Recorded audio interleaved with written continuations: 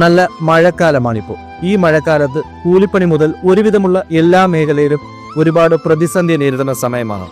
ഒരാഴ്ച കൂടെ കഴിഞ്ഞാൽ വെക്കേഷനൊക്കെ കഴിഞ്ഞ് സ്കൂൾ ഓപ്പൺ ചെയ്യുന്ന സമയം കുട്ടികളൊക്കെ ഭയങ്കര ഹാപ്പി ആയിരിക്കും. കാരണം അവർക്ക് പുതിയ ക്ലാസ് മുറി, പുതിയ ടീച്ചേഴ്സ്മാര്, പുതിയ സുഹൃത്തുക്കൾ, പുതിയ യൂണിഫോം, പുതിയ ബാഗ്, പുതിയ ചെരുപ്പ്, അങ്ങനെ എല്ലാം പുതിയതാണ്. +2 കഴിഞ്ഞവർക്ക് പുതിയ കോളേജ്, പുതിയ ബന്ധങ്ങൾ. ഇപ്പം കുട്ടികളെല്ലാം ഭയങ്കര ഹാപ്പിയാണ്. പക്ഷേ ഇവിടെ സ്ട്രഗിൾ ചെയ്യുന്നത് മാതാപിതാക്കളാണ്. കാരണം ഒരുപാട് കാശ് അവർക്ക് ആവശ്യപ്പെടുന്ന സമയമാണ്. പേഴ്സണൽ ലോൺ എടുത്തും അല്ലെങ്കിൽ ഗോൾഡ് പണയം വെച്ചിട്ടും കടം മേടിച്ചും അങ്ങനെ ഒരുപാട് കഷ്ടപ്പാടുകളിലൂടെയാണ് അവർ ഈ സിറ്റുവേഷൻ കടന്നു പോകുന്നത്.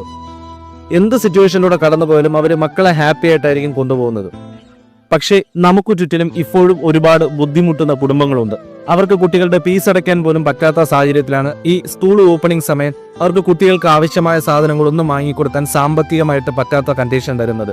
ഒരുപാട് ബുദ്ധിമുട്ട് അനുഭവിക്കുന്ന കുടുംബങ്ങൾ നമ്മുടെ ചുറ്റിൽ ഇപ്പോഴുമുണ്ട്. മരണപ്പെട്ട അച്ഛനുള്ള കുടുംബത്തിലെ കുട്ടികൾ, അല്ലെങ്കിൽ കുറേ കാലമായിട്ട് അവരുടെ അച്ഛൻ കിടപ്പിലായിരിക്കും, അല്ലെങ്കിൽ ആർക്കെങ്കിലും കുടുംബത്തിൽ അസുഖം വന്നിട്ട് ഒരുപാട് പ്രശ്നങ്ങളിലൂടെ പോകുന്ന ഫാമിലി ആയിരിക്കാം, അല്ലെങ്കിൽ അമ്മ മാത്രമായിരിക്കും ആ കുടുംബത്തിന്റെ താങ്ങായിട്ടുള്ളത്. അങ്ങനെ ഒരുപാട് സ്ട്രഗിൾ ചെയ്യുന്ന ഫാമിലീസ് നമ്മുടെ ചുറ്റിലുമുണ്ട്. നിങ്ങളൊന്ന് തിങ്ക് ചെയ്ത് നോക്കി. നമ്മൾ ഫാമിലിയായിട്ട് ഒരു സിനിമയ്ക്ക് പോകും. ചിലപ്പം 1500 2000 രൂപ ചിലവായെന്ന് വരാം. അല്ലെങ്കിൽ നമ്മൾ അനാവശ്യമായിട്ടൊരു കാര്യത്തിന് കുറേ പൈസ സ്പെൻഡ് ചെയ്യും. അതുകൊണ്ട് നമുക്ക് യാതൊരു ബെനിഫിറ്റും വരില്ല. ഈ സാഹചര്യത്തിൽ നമ്മൾ വിചാരിച്ചു കഴിഞ്ഞാൽ ഒരു പാവപ്പെട്ട കുട്ടിയുടെ സന്തോഷം അത് ഇല്ലാതാക്കാണ്ടിരിക്കാൻ നമുക്ക് പറ്റും.